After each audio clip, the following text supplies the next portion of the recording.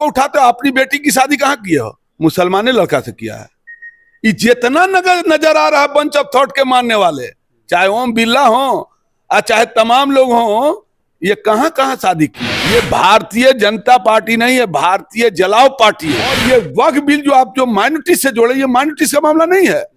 ये जो अंबानी अडानी के महल बॉम्बे में बने हुए हैं, उस बिल्डिंग को बचाने के लिए ये कानून अमेंडमेंट लाए। सीसार ने ठीक कहा, वो खुद ही जान जाते हैं बुलंदी आसमानों की, परिंदों को नहीं तालीम दी जाती उड़ानों की।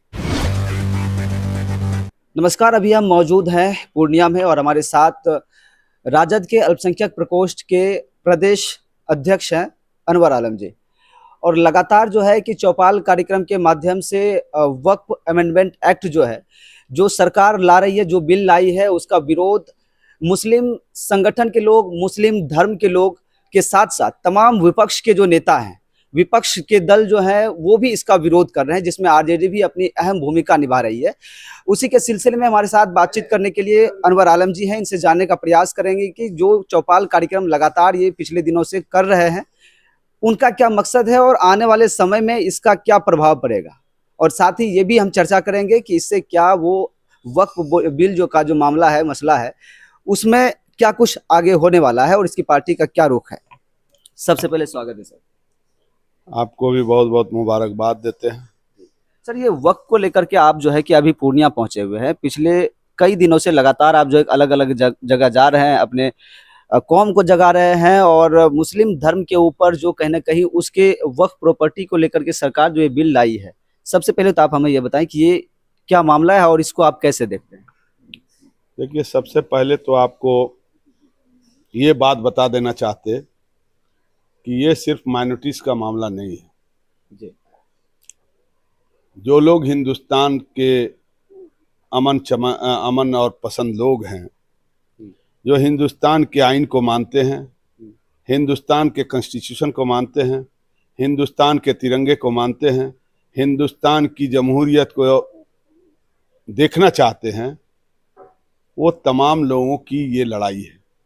और इस लड़ाई में आपको एक छोटा सा एग्जाम्पल देते हुए बताना चाहते कि जब ये काला कानून लाया गया, रात के अंधेरे जो है, रात भर जो है कि आधी रात में इस बिल को पास करने के लिए वोटिंग जब कराया जा रहा था, तो इस मुल्क की जो दो धाराएं हैं, एक धारा है जो हिंदुस्तान की जमहूरियत को नहीं मानता, हिंदुस्तान के तिरंगे को नहीं मानता, हिंदुस्तान में माँ बहनों की इज्जत आबरू से खिलवाड़ करता, जो हिंदुस्तान में किसानों की आवाज़ खाद और बीज मुहैया नहीं कराता, हिंदुस्तान में जो है युवाओं को रोजगार देना नहीं चाहता, हिंदुस्तान में तमाम अमन पसंद लोगों को एक साथ बैठने नहीं देना चाहता, वैसी ताकत खड़ी है।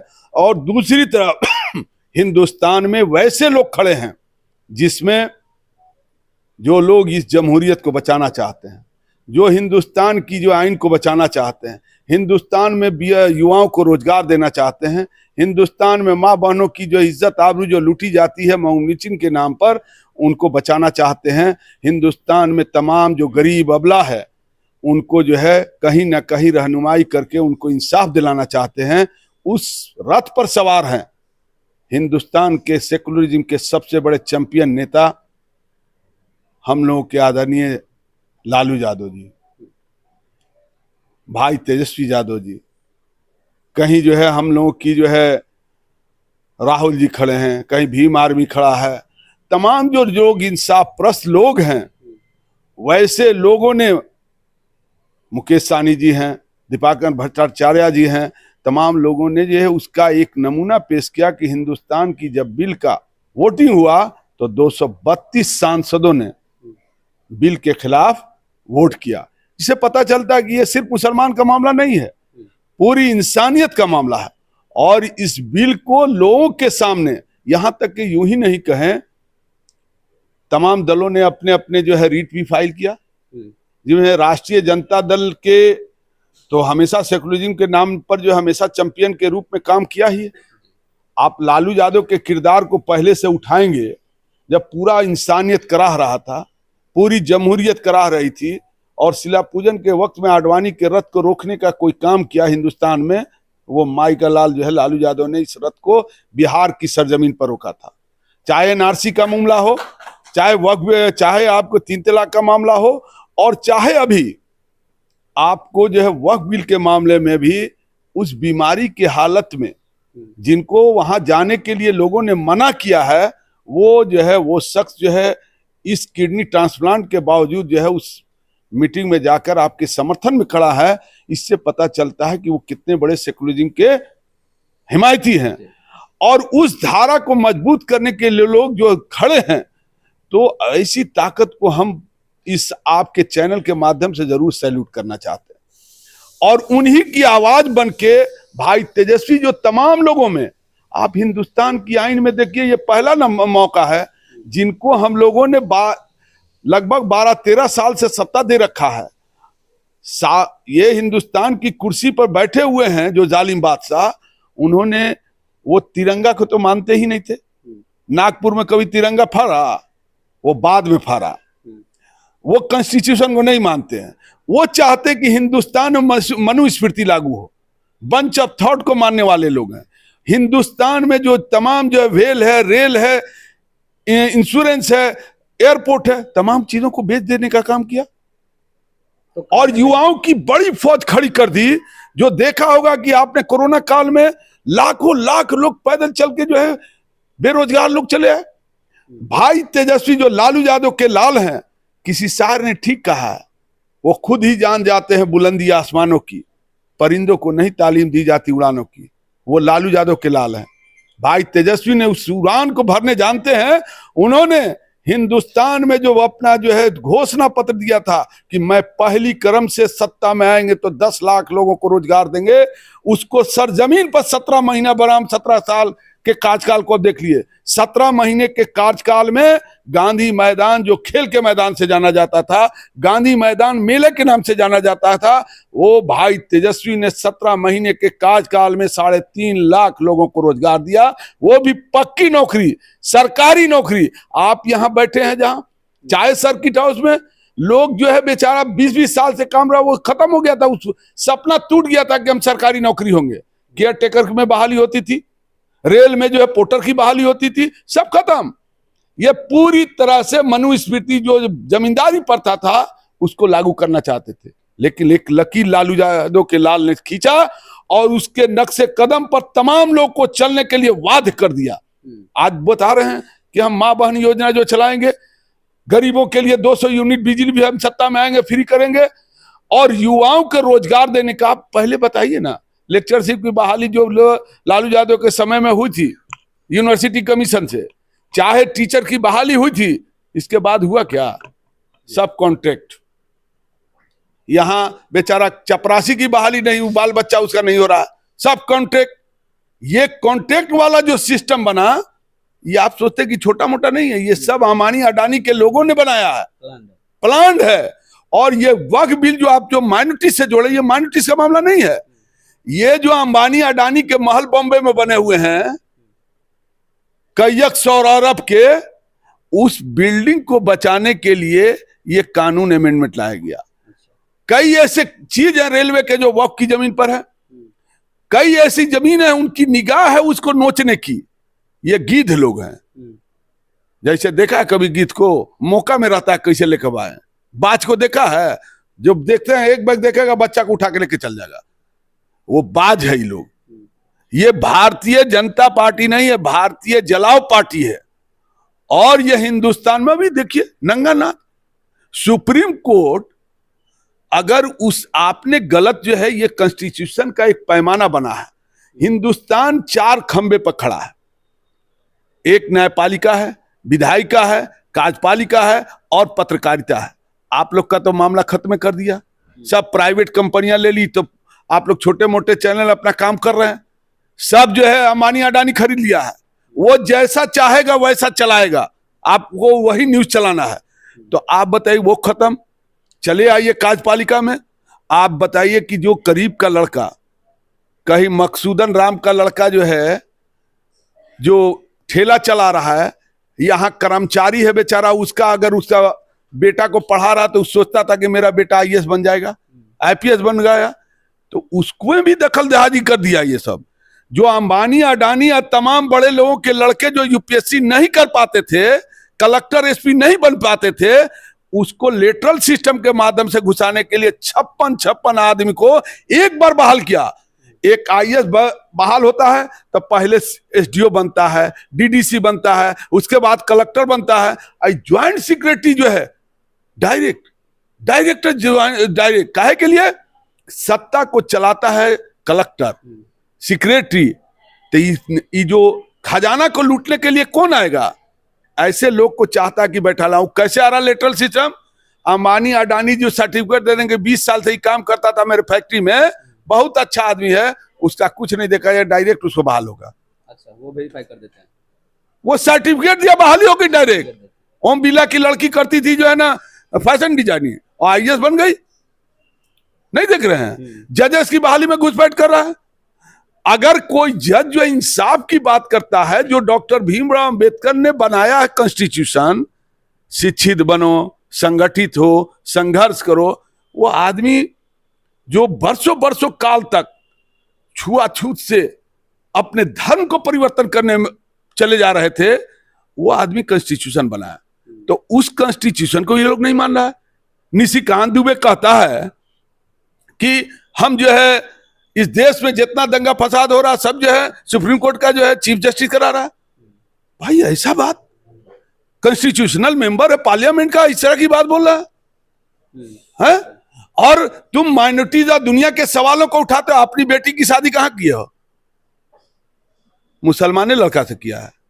ये जितना नजर आ रहा है बंच ऑफ थॉट के मानने वाले, चाहे ओम बिरला हो और चाहे तमाम लोग हो, ये कहां कहां शादी किए हैं? अपने घर में रिश्तेदारी जोड़ते हो, हैं? शादी ब्याह करके मुसलमान के यहाँ अपना रिश्तेदारी जोड़ रहे हो, और दूसरे को जनता को, गरीब आदमी को गुमराह करते हैं? कहनी या कथनी में फर्क है। मतलब सिर्फ लोगों को भड़का के अपना जो है कि ये सिर्फ वोट की राजनीति कर रहे हैं।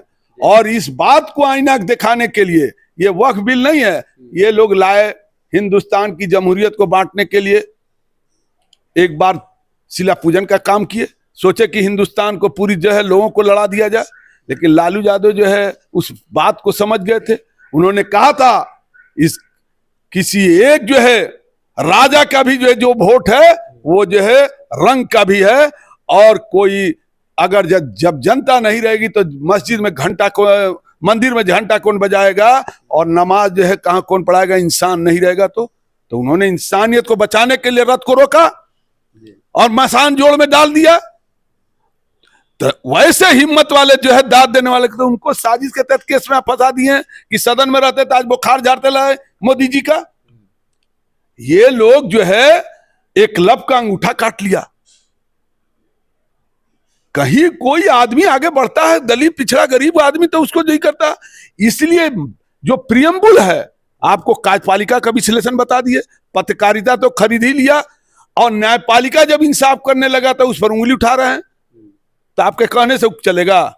उसको कॉन्स्टिट्यूशन को कहीं गड़बड़ हुआ, हम रीड करते हैं तो उसकी व्याख्या करना, उसको जांच करना सुप्रीम कोर्ट का काम है। उसने पाया अगर गवर्नर जो है अपने अधिकार क्षेत्र से ज्यादा दिन तक जो है किसी बिल को पास की हुई को रख दिया तमिलनाडु में, तो उसने जजमेंट दिया कि आपको अधिकार नहीं है 3 महीने से ज्यादा रखने का गवर्नर साहब। उस बिल को बहाल किया। तो ये तो न्याय संगत काम किया उसने, वो मॉनिटरिंग किया। आपको यहां पर बताया कि वक्फ बिल में आपने जो कानून लाया है उसमें कहां कहां खामी है। वक्फ फॉर यूजर का मामला गलत, आर्टिकल 30, 25, 26 का वायलेंस हुआ। कहीं आप जो पहले जो है किसी भी धर्म में, यहां हिंदुस्तान सेकुलरिज्म का मुल्क है, जमहूरियत का में है, सब धर्म का अलग अलग ट्रस्ट बना है, धार्मिक न्यास बोर्ड है, चाहे बौद्ध धर्म का हो, सिख धर्म का हो, ईसाई का हो, मुसलमान का हो, सब बना हुआ। तो उसमें भी सब जो है दूसरे दूसरे कौम को डालिएगा। बौद्ध धर्म में तो है कि वहां कलेक्टर भी रहेगा मुसलमान, तो उस जगह मेंबर नहीं हो सकता है, वो बौद्धिस्ट रहेगा या दूसरा लोग रहेगा। तो इसमें कैसे रहेगा? यही बात तो व्याख्या किया सुप्रीम कोर्ट का जज। तो मेरा मानना है कि ऐसे लोगों को न्याय, निशिकांत दुबे जैसे लोगों को जो संविधान को नहीं मानते हैं, आज जो तमाम लोग ऐसे ऐसे लोग बयान दे रहे हैं, धनखड़ जी जो है उपराष्ट्रपति के चेयर पर बैठ के इस तरह का बयान दे रहे हैं। वो तो अब उनको देखिएगा कहीं कहीं पर मोदी जी जो खड़े रहते हैं ना तो उपराष्ट्रपति अब पैरवा धरता है। समझे में नहीं आ रहा कि सब महामहिम का किस चीज जो दुहाई दे रहा है कॉन्स्टिट्यूशनल मेंबर होके। इसलिए वैसे लोगों को नकेल कसना चाहिए और इन लोगों का जगह जो है ये माफीनामा जो मांगने वाले लोग हैं सावर के लोग, इन लोग को जेल की सलाखों में वही जो है चले जाइए, उन जगह जो है बंद करने का काम होना चाहिए। अच्छा, जब बाबरी मस्जिद का मामला आता है उस समय यही लोग कहते हैं कि मुस्लिमों को उसके कोर्ट के फैसले पे जो है कि इख्तियार होना चाहिए, उनके फैसले को मानना चाहिए। लेकिन अभी जब ये वक्फ का मामला आया है, अगर उनके अगेंस्ट में जो है सुप्रीम कोर्ट कहने जा रही है या फिर सवाल खड़ा कर रही है तो उस पर इख्तियार नहीं कर रहे हैं, उनकी बातों को जो है गलत साबित कर रहे हैं या फिर उनको नहीं मानने को तैयार है। देखिए इनके पास कोई हद करना, ये सरकार में आए थे 2 से यहां तक पहुंचे किसके बदौलत? वही आडवाणी रथ लेके अपना शिला पूजन के नाम पर भड़का के लोगों को, गरीब नौजवानों को जो है सत्ता पर आए हैं। और आने के बाद जब इस मुल्क की जमहूरियत में इंसाफ करने वाले लोगों ने, तमाम लोगों ने जजेस का, जबकि जज तो बिक गया, राज्यसभा का एमपी बन गया उसमें समझौता करके, लेकिन उनको इस तरह की बात आने के बाद लोगों ने जो है कोर्ट के फैसले को सर आंखों पर रखते हुए यहाँ के इंसाफ परस्त अकलियत के लोगों ने, मिल्लत के लोगों ने लब्बैक कहते उसको स्वीकार किया, खामोश रहे, सब्र किए। आप 3 तलाक लाए तब सब्र किया।